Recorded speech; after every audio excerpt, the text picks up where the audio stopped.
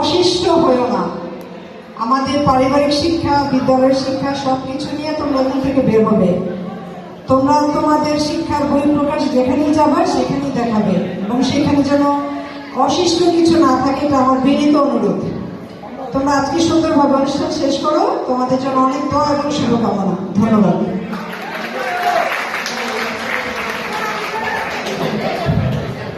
ধন্যবাদ কুলসুম ম্যাডামকে বক্তব্য পেশ করার জন্য।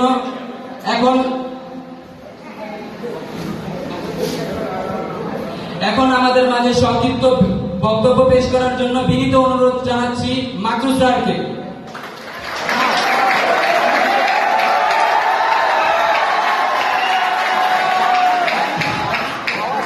বিসমিল্লাহির রহমানির রহিম। আলহামদুলিল্লাহি রাব্বিল আলামিন।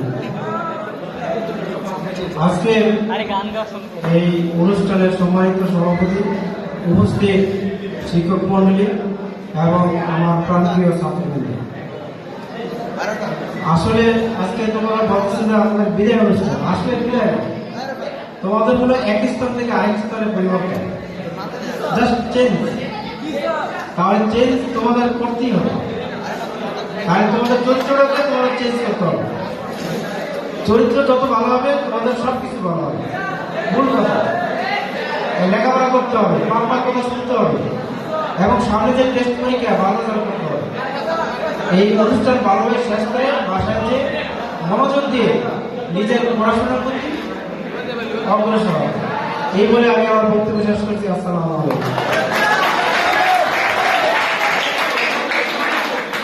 ধন্যবাদ মাকরুজ স্যারকে বক্তব্য পেশ করার জন্য।